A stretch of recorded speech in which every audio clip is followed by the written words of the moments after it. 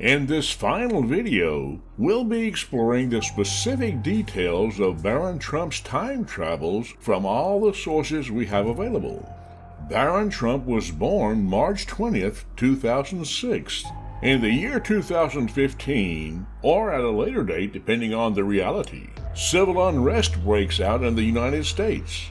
In all cases mentioned by Tiller, Baron or Ingersoll Lockwood, the war is triggered by socialists from the urban cities in response to the election of an outsider. As the war escalates, the Capitol building is destroyed, and the United States fractures between North, South, and West. According to Tiller, Russia intervenes on behalf of one element within America. The Civil War becomes a global conflict as China involves itself and a limited nuclear exchange occurs. By the end of the conflict, over 3 billion lives are lost due to the war, starvation, and disease. Tiller claims the rebels are defeated by the Russian-American side. Civilization recovers despite this war, although it's unrecognizable by today's standards. Trump's family survives this conflict and thrives financially. Many years later, Baron Trump travels to the Ural Mountains in Russia to visit a community that went underground during the war to explore their cave network. According to the 19th century books, it was during this exploration that Baron discovers a time portal and is able to travel to alternate realities. The origins of this time machine are unknown, although it is believed to be a crude prototype. Sometime afterwards, the technology is perfected using the notes left behind by Nikola Tesla and John Trump. Baron finances engineers from General Electric to develop a working time machine. Since Baron had the most experience with the prototype and for financing the development, Trump is chosen to go back in time to conduct research. During one of his travels, it's possible Baron met Ingersoll Lockwood in the late 19th century. John Tiller admitted to traveling across time for research before he made contact with his father. We don't know why he shared his adventures with the struggling author. Perhaps Baron felt sorry for the lawyer-turned-author. Regardless of the motivation, it shows Baron was willing to do more than just simple research. Lockwood was clearly inspired by the information given to him by Baron. Looking beyond the artistic license of his interpretation of events, we have a glimpse into Baron's life before the time machine. It's not clear when the time traveler made first contact with Donald Trump. It's reasonable to assume Trump would not at first believe a random man claiming to be his unborn son from the future, as any of us wouldn't either. Perhaps this began to change when Baron mentioned things about the family that's not public knowledge. You gotta listen to me. I got enough practical jokes for one evening. Good night, future boy. No, wait, Doc, the bruise in your head. I know how that happened. You told me the whole story. You were standing on your toilet and you were hanging a clock and you fell and you hit your head on the sink. And that's when you came up with the idea for the flux capacitor, which is what makes time travel possible. Baron instructed his father to look into Tesla's notes left behind by his uncle and compare it with artifacts brought back from the future. Trump listened and eventually agreed to travel with Baron in his time machine. One of the first places they visited was ancient Egypt. This is where he began to understand timelines, Keck, memetics, and how he could have an impact on them, according to the 4chan poster. When Trump returned to his own time, he began to use these experiences to accumulate wealth and fame under Baron's watchful guidance. If it has ever seemed to you that Trump has a bizarre ability to accurately predict and manipulate his opponents to his advantage, it may not be a coincidence. The truth is, there are foreordained events. Yes, there have been setbacks like Trump filing Chapter 7 for his casinos. But the legacies of these bankruptcies have made an impact on millions of people in those communities.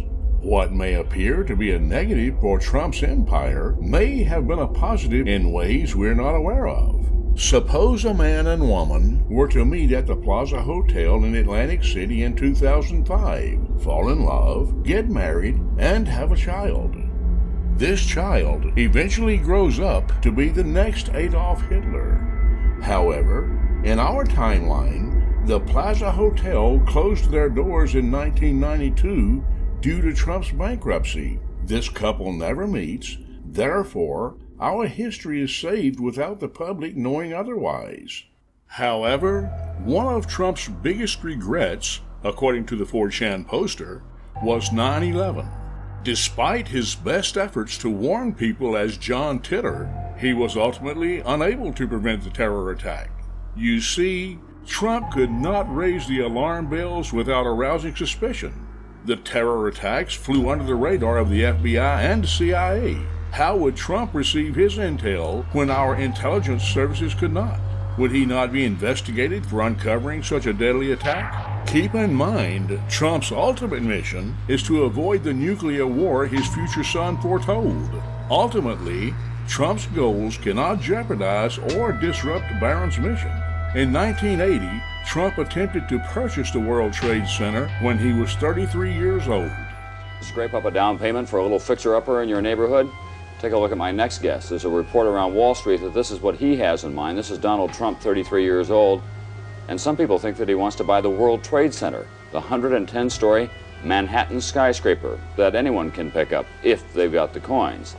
Donald Trump, as I say, is just 33 years old. He took his father's rather modest by current standards real estate empire in Brooklyn and expanded it considerably.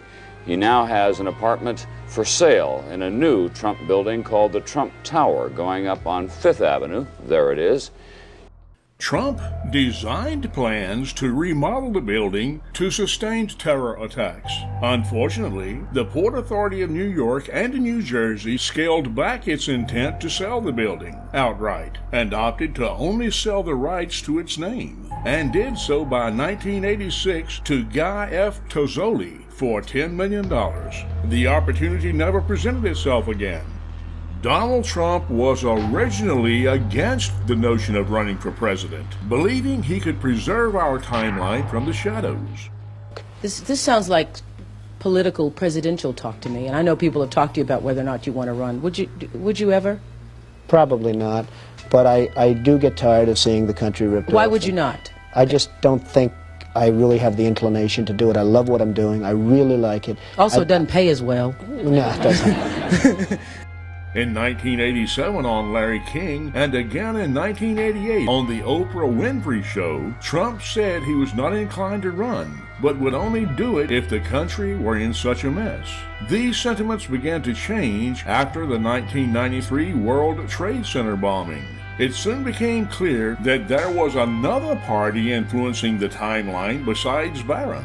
The most terrifying aspect of the 4chan post were the cryptic references that there are other agents working against Trump on behalf of the Clintons. Trump's first attempt to defeat her happened in the late 90s. To be specific, Trump hatched a plan to shame and discredit her husband so that she would not be able to run for public office. While the plan succeeded in some regard, a temporal incursion by Hillary from the future prevented any lasting damage. The Clintons moved to New York to start working on her political career. In the same year of 2000, Trump announced his intent to run for president under the Reform Party, but the campaign never went beyond the exploratory phase. Trump and Clinton, as representatives of their temporal agents, attempted to smooth relations over. The Clintons attended Trump's wedding with Ivanka in 2005, and later Trump attended Chelsea Clinton's wedding soon thereafter. But this was a ruse.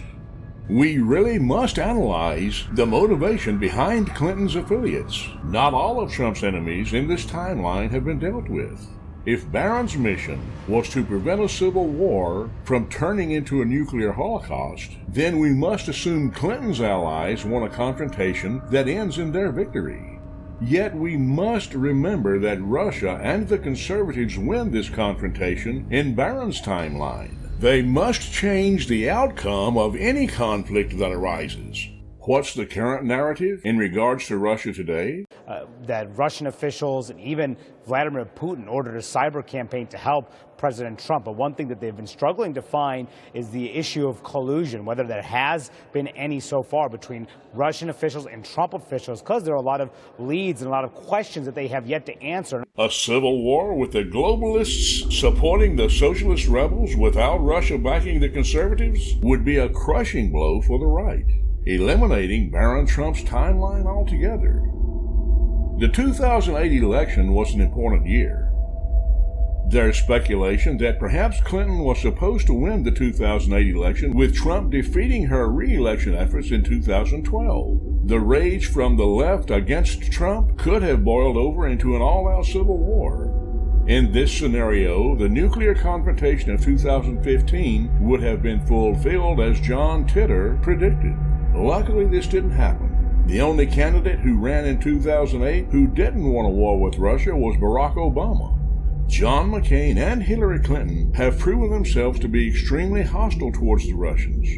Again, in 2012, Mitt Romney called Russia the greatest geopolitical threat of the 21st century. What's the biggest geopolitical threat facing America? You said Russia. Not Al-Qaeda. You said Russia. In the 1980s are now calling to ask for their foreign policy back because the Cold War has been over for 20 years. Russia, I indicated, is a geopolitical foe. All the options. What do you think of that option, sir? Right now, Senator, for us to control all of the airspace in Syria would require us to go to war against Syria and Russia. That's a pretty fundamental decision that certainly I'm not going to make. So when I was Secretary of State, advocated, and I advocate today, a no-fly zone and safe zones. How much of a threat to global security do you consider the Russian President Vladimir Putin? I think he is the premier and most important threat, more so than ISIS. Despite Trump and Obama being diametrically opposed to one another on every single issue, there was no reason for Trump to win in 2012 and accidentally trigger the war without Clinton. Obama's presidency certainly pushed our timeline into uncharted territory, as it's unknown if the events are preordained and only delayed. Instead of a nuclear war in 2015, there was the Great Meme War that took its place, culminating in the resurrection of an ancient Egyptian deity by internet wizards. Soon, meme magic would decide the 2016 presidential election. Despite the best efforts by the temporal agents and occultists to stop Trump, he would go on to win the White House by defeating Hillary Clinton once and for all. Oh, but that's not the final chapter of the Great Meme Wars. Seth Rich uncovered the surface layer of information involving the DNC and was assassinated by Podesta's temporal agents for leaking vital information to WikiLeaks. In fact, many Clinton enemies have had mysterious deaths that were covered up. Vince Foster, who committed suicide with 2 gunshot wounds to the back of the head. Gareth Williams, who committed suicide by stuffing his naked body into a duffel bag, and various other strange circumstances. Although there has been no nuclear war, the temporal Cold War continues to lurk in the shadows. If you enjoyed this work, and you'd like for me to do voice work for you, contact Ron Miller at mybasevoice.com.